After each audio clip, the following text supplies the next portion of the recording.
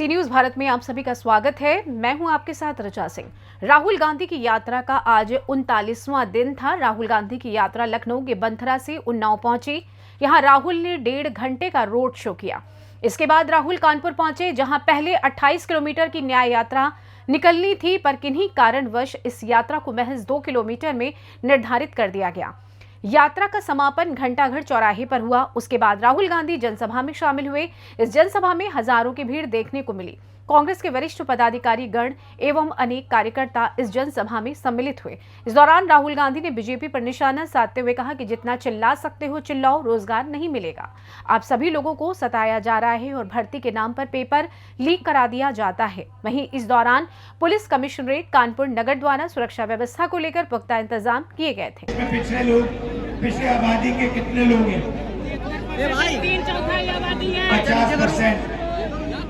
दलित कितने? आदिवासी कितने? 8%। कितने? 15। तो 50 में 15 दलित जोड़ो कितने होते हैं? 65। उसमें 15 माइनॉरिटी जोड़ो कितने होते हैं? 80। उसमें 8 आदिवासी जोड़ो कितने होते हैं? तकरीबन 90% आबादी पिछड़ों की, दलितों की, आदिवासियों की, माइनॉरिटीज की। अब आप 200 सबसे बड़ी कंपनियों के मालिकों की लिस्ट निकालो और उसमें बताओ पिछड़े, दलित, आदिवासी कितने? एक भी नहीं। मीडिया के मालिकों की लिस्ट निकालो, दलित, पिछड़े, आदिवासी कितने? एक भी नहीं है सर, एक भी नहीं है। हाई कोर्ट के जजेस की लिस्ट निकालो, 650 जजेस की लिस्ट निकालो। दलित, आदिवासी, पिछड़े, माइनॉरिटी कितने? भाइयों बहनों, आपकी भागीदारी कहीं है ही नहीं। आपकी भागीदारी इस देश में है ही नहीं। आप खून पसीना देते हो, मगर आपका कांग्रेस में, मीडिया में, जुडिशरी में नाम निशान तक नहीं। इसलिए हमने कहा है इस सबसे क्रांतिकारी कदम, हिंदुस्तान की प्रगति के लिए सबसे बड़ा क्रांतिकारी कदम, लोगों की गिनती, जाति जनगणना। इससे दूध का दूध, पानी का पानी हो जाएगा।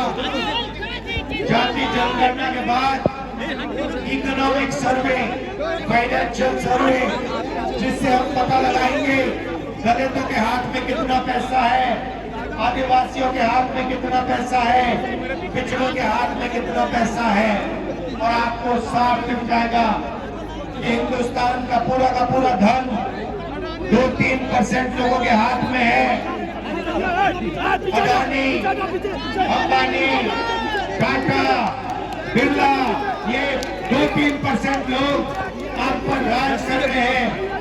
नए हिंदुस्तान के महाराजा हैं ये लोग। और जो प्रजा है वो भटकती जाती है। कभी आपके पेपर लीक हो जाते हैं, होते नहीं होते। कभी आपको नौकरी से निकाला जाता है, आप पे जीएसटी लागू होती है, नोटबंदी लागू होती है, पेपर लीक होते हैं।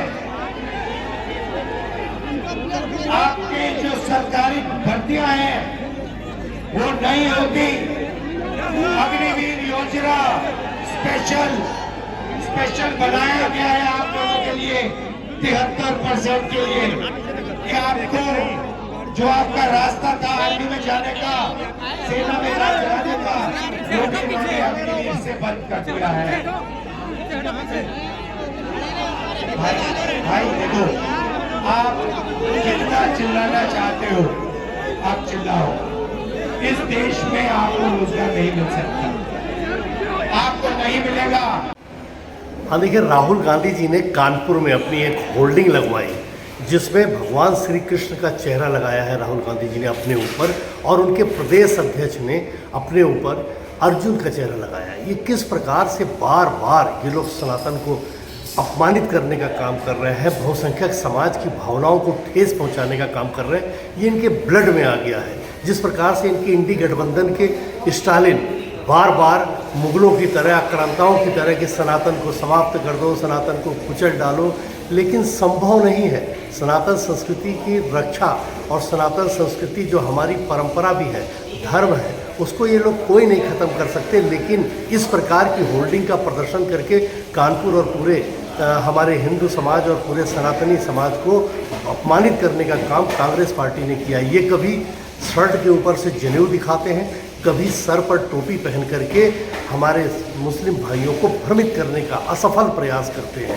लेकिन ये प्रयास इनका बार बार फेल हो रहा है, क्योंकि पूरे देश की जनता ने, पूरे कानपुर की जनता ने मन बना लिया है कि 2024 में हम 400 पार की संख्या के साथ मोदी जी को तीसरी बार इस देश का प्रधानमंत्री बनाने जा रहे हैं। लेकिन जिस प्रकार की होल्डिंग आज राहुल गांधी जी ने लगाई है, ये विधि सम्मत नहीं है, हमारी भावनाओं को ठेस पहुंचाने वाली है और इसकी हम निंदा करते हैं। मैं संदीप शुक्ला, सदस्य उत्तर प्रदेश कांग्रेस कमेटी। जी देखिए, इसका उद्देश्य ये है कि जिस तरह से द्वापर युग में भगवान श्री कृष्ण ने एक मोहब्बत और प्रेम और भाईचारे का संदेश दिया था, उस समय कौरव जो है नफरत फैला रहे थे पूरे समाज में, और भगवान श्री कृष्ण ने मोहब्बत का संदेश दिया था, पांडवों का साथ देके और उनको विजय दिलाई थी। ठीक उसी तरह आज 73% की लड़ाई माननीय राहुल गांधी जो लड़ रहे हैं, वो समाज में प्यार और भाईचारे का संदेश फैला रहे हैं। और भाजपा के जो कौरव रूपी भाजपाई हैं, ये पूरा समाज में वैमनस्यता, आपस में जाति मतभेद फैला रहे हैं, लोगों को एक तरह से बंटवारा कर रहे हैं, लड़ा रहे हैं। तो हमारे राहुल गांधी आज कृष्ण के रूप में उतरे हैं। अजय राय को अर्जुन बना के, प्रत्यंचा चढ़ा के अर्जुन के रूप में अजय राय उत्तर प्रदेश में उनका साथ दे रहे हैं। बुधवार को राहुल गांधी की न्याय यात्रा का 29वां दिन था। लखनऊ से राहुल गांधी की यात्रा बंथरा पहुंची, बंथरा से उन्नाव पहुंची, उन्नाव में 13 किलोमीटर का रोड शो करने के बाद यात्रा कानपुर पहुंची। जैसे ही राहुल गांधी की यात्रा माल रोड पहुंची, माल रोड में यात्रा को रोककर कांग्रेस के वरिष्ठ पदाधिकारी एवं कार्यकर्ताओं ने उनका भव्य स्वागत किया। इसी दौरान राहुल गांधी ने एक स्कूली बच्चे को अपने पास बुलाया और उससे बात करी और अपनी गाड़ी में बैठा लिया, और कुछ देर बाद राहुल गांधी ने उस बच्चे को गाड़ी से उतार दिया और उनका काफिला आगे बढ़ चला। यात्रा का समापन घंटाघर चौराहे में हुआ।